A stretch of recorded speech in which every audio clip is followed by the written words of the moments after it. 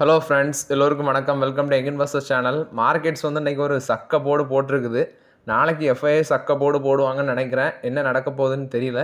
So Nifty 50 285 points பாசிட்டிவில் close ஆயிருக்கு. 24,765 பாயிண்ட்ஸில். சென்செக்ஸ் 80,015 பாயிண்ட்ஸில் க்ளோஸ் ஆயிருக்கு. 899 பாயிண்ட்ஸ் பாசிட்டிவில் க்ளோஸ் ஆயிருக்கு. நிஃப்டி பேங்க் 300 பாயிண்ட்ஸ் பாசிட்டிவ் 59,055 பாயிண்ட்ஸில் க்ளோஸ் ஆயிருக்கு. நிஃப்டி ஐடி 178 பாயிண்ட்ஸ் விழுந்திருக்கு 30,126 பாயிண்ட்ஸில். நிஃப்டி ஆட்டோ 499 பாயிண்ட்ஸ் பாசிட்டிவ் 27,366 பாயிண்ட்ஸில். ஸோ எஃப்ஐஎஸ்டிஎஸ் டேட்டா இன்னும் அப்டேட் ஆகலை. 8 o'clock நான் ரெக்கார்ட் பண்ணுறது 8:20. இன்னும் பார்த்தீங்கன்னா எஃப்ஐஎஸ்டிஎஸ் டேட்டா அந்த என்எஸ்சிலையும் அப்டேட் ஆகலை, மணி கண்ட்ரோல் வெப்சைட்லேயும் அப்டேட் ஆகலை. ஸோ நாளைக்கு வீடியோவில் நான் சேர்த்து சொல்கிறேன், மத்தியான வீடியோவில் சேர்த்து அப்டேட் பண்ணுறேன். நான் ஃபஸ்ட்டு பார்த்தீங்கன்னா மார்க்கெட் அவுட்லுக்கு, அதாவது லாஸ்ட் மார்க்கெட் அவுட்லுக்கு ஒரு ஓப்பன் ஆகிட்டு சொல்கிறேன். ஃபஸ்ட்டு பார்த்தீங்கன்னா ருப்பி கொஞ்சம் கம்மியாக இருந்துச்சு. 91.57 ருபீஸில் க்ளோஸ் ஆயிருந்துச்சு. இது போக பார்த்தீங்கன்னா மிட் கேப் இண்டெக்ஸ் 867 பாயிண்ட்ஸ் ரேலியாக இருந்துச்சு மார்க்கெட்டில். பாரத் ஃபோர்ஜ் ரைஸ் ஆயிருந்துச்சு. அதானி போர்ட்ஸ் நிஃப்டியில் ஒன் ஆஃப் த டாப் கெய்னராக இருந்தாங்க. 4% ரைஸ் ஆயிருந்துச்சு.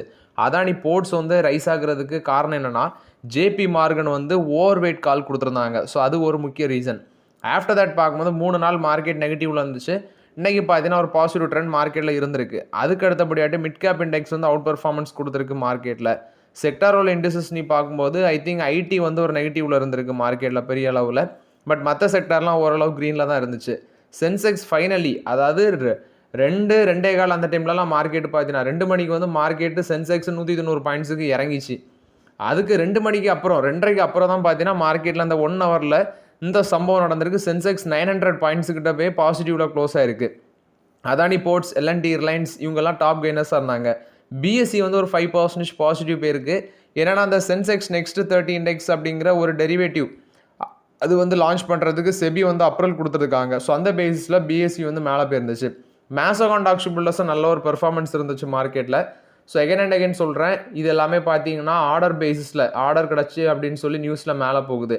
ஆனால் மேசகான் டாக்ஸி பில்டர்ஸ் இப்போ கொஞ்சம் வேல்யூஷன் ஜாஸ்தியாக இருக்குன்னு ஆல்ரெடி சொல்லிட்டேன். ஸோ ஆர்டர் வின் எக்ஸ்பெக்டேஷனில் அந்த பங்கு மேலே போயிருக்கு.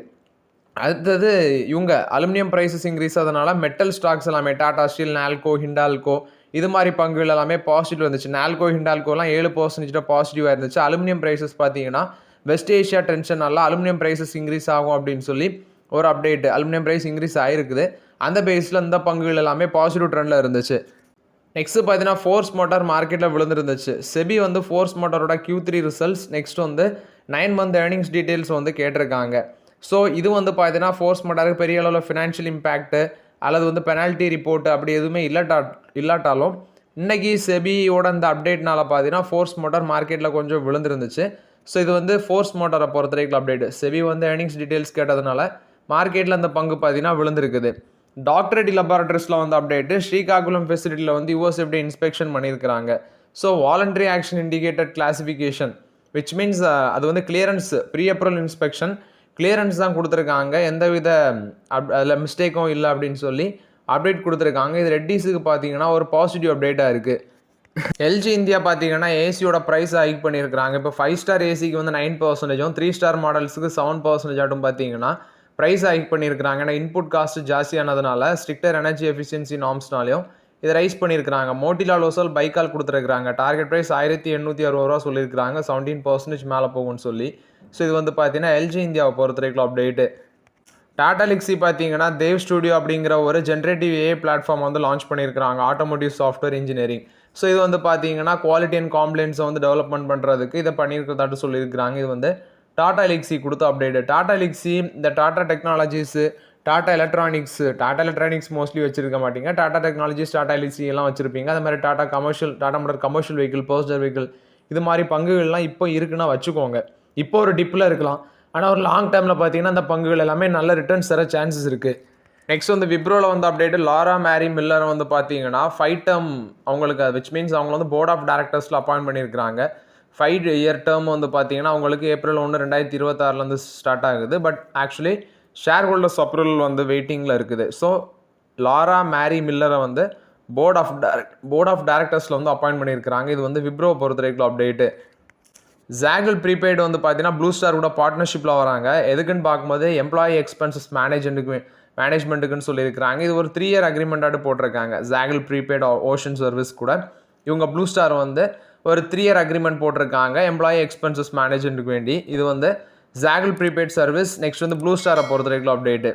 BMW பார்த்தீங்கன்னா ஐஓசிஎல் கூட BMW இண்டஸ்ட்ரீஸ் லிமிடெட் வந்து இந்தியன் ஆயில் கார்பரேஷன் கூட ஒரு பார்ட்னர்ஷிப் போடாங்க பைப்டு நேச்சுரல் கேஸ் சப்ளை சம்மந்தமாட்டு. அவங்களோட அப்கமிங் பொக்காரோ மேனுஃபேக்சரிங் ஃபெசிலிட்டிக்கு வந்து பார்த்தீங்கன்னா கிளீனர் எனர்ஜி யூஸுக்கு வேண்டி பார்த்தீங்கன்னா இவங்க 2 பேருமே பார்ட்னர்ஷிப் போட்டிருக்காங்க. ஸோ தேர்ஸ்டே தான் அந்த அக்ரிமெண்ட் சைன் பண்ணியிருக்காங்க. இது BMW இண்டஸ்ட்ரீஸ் இந்தியன் ஆயில் கார்பரேஷனை பொறுத்த வரைக்கும் அப்டேட். ஜியோ ஃபினான்ஷியல் சர்வீஸ் இவங்க 14.75 crore ஈக்விட்டி ஷேர் வந்து அலையன்ஸ் ஜியோ ரீ இன்சூரன்ஸ் லிமிடெடில் வந்து இன்வெஸ்ட்மெண்ட் பண்ணுறாங்க. ஸோ இது பார்க்கும்போது 147.45 crores வேல்யூ உள்ளது. டோட்டல் இன்வெஸ்ட்மெண்ட் பார்க்கும்போது இந்த ஜாயின்ட் வெஞ்சூரில் 150 கோடி. இந்த ஃபண்ட்ஸ் எல்லாமே பார்த்தீங்கன்னா அலையன்ஸ் ஜியோ ரீ இன்சூரன்ஸ் லிமிடெட் மூலமாட்டம் அவங்களோட பிஸ்னஸ் ஆப்ரேஷனுக்கு யூஸ் பண்ணுவாங்கன்னு சொல்லியிருக்காங்க. இது வந்து ஜியோ ஃபினான்ஷியல் சர்வீஸை பொறுத்த வரைக்கும் அப்டேட்டு. பஜாஜ் கொடுத்த அப்டேட் அவங்க 2026 125cc to 250cc அதில் அந்த நியூ சப் பிராண்டில் பார்த்தீங்கன்னா நிறைய மாடல்ஸ் வந்து லான்ச் பண்ணுவாங்க. அதாவது 8 நியூ பைக்ஸ் வந்து லான்ச் பண்ணுவாங்க அப்படின்னு சொல்லி அப்டேட் கொடுத்துருக்காங்க. ஸோ இது வந்து பார்க்கும்போது பஜாஜ் ஆட்டோவை பொறுத்த வரைக்கும் அப்டேட்டு. நெக்ஸ்ட் பார்த்தீங்கன்னா கவர்மெண்ட் வந்து கேஸ் அலாகேஷனை வந்து ரீப்ரையாரிட்டைஸ் பண்ண போகிறத அப்டேட் கொடுத்துருக்காங்க. செக்டர் வைஸ் இப்போ சப்ளை டைட்டன் பண்ணுறாங்க கல்ஃப் டென்ஷனால். எல்என்ஜி சப்ளை பார்த்தீங்கன்னா இப்போ மொத்தமாட்ட அடி வாங்குது. ஸோ அது இல்லாமல் பார்க்கும்போது இப்போ அந்த ஸ்ட்ரைட் ஆஃப் ஹார்மஸ் ரூட்டை பிளாக் பண்ணுறோன்னு சொல்கிறாங்க. பட் இன்றைக்கி வந்து அப்டேட் என்ன சொல்கிறேன், ஈரான் என்ன சொல்கிறாங்கன்னா ஸ்ட்ரைட் ஆஃப் ஹார்மஸ் வந்து க்ளோஸ் பண்ணது. இப்போ ஷிப்ஸ் வந்து யூஎஸ், இஸ்ரேல், யூரோப்பு அங்கே லிங்கான ஷிப்ஸை வந்து தான் நாங்கள் பிளாக் பண்ணுவோம். அந்த கண்ட்ரிஸ் லிங்க்டு ஷிப்பை தான் நாங்கள் வந்து பிளாக் பண்ணுவோம். ஆனால் இந்தியன் ஆயில் டேங்கர்ஸ் எல்லாமே வந்து ஃப்ரீலி அலோவ் பண்ணுவோம் அப்படின்னு சொல்லி அவங்க அப்டேட் கொடுத்துருக்காங்க. அதாவது யூஎஸ்ஸு, இஸ்ரேலு, யூரோப்பு இந்த 3 கண்ட்ரிஸ் லிங்க்டு ஷிப்ஸை மட்டும் நாங்கள் பிளாக் பண்ணுவோம் அப்படின்னு சொல்லியிருக்கிறாங்க. பட் இந்தியன் ஆயில் டேங்கர்ஸுக்கு பிரச்சனை இல்லை அப்படின்னு சொல்லி அவங்க விளக்கம் கொடுத்துருக்காங்க இன்னைக்கு மத்தியானத்துக்கு அப்புறம் வந்து அப்டேட்டு. ஸோ அதனால மேபி பார்த்தீங்கன்னா இந்த மாதிரி கம்பெனிஸ் எல்லாமே நாளைக்கு மார்க்கெட்டில் கொஞ்சம் பெர்ஃபார்மன்ஸ் பண்ண சான்சஸ் இருக்குது. பட் அந்த அப்டேட் கொடுத்தாலும் ஷார்ட் டேர்மில் உடனே, அதாவது இப்போ நான் இன்னைக்கு அப்டேட் கொடுத்துருக்காங்கன்னா நாளைக்கு வந்து பார்த்தீங்கன்னா அந்த பிரச்சனை சால்வ் ஆகாது. பட் இப்போ வந்து அவங்களும் கத்தார் எனர்ஜி என்ன பண்ணியிருக்காங்கன்னா எல்என்ஜி சப்ளை ப்ரொடக்ஷன் வந்து ஸ்டாப் பண்ணியிருக்கிறாங்கன்னா பாம் வந்து அங்கே தூக்கி போடுறாங்க. ஈரான் வந்து அந்த மாதிரி பிளான்ட்ல எல்லாமே அட்டாக் பண்ணுறாங்க. ஸோ அது மாதிரி இஷ்யூஸ் எல்லாமே இருக்குது.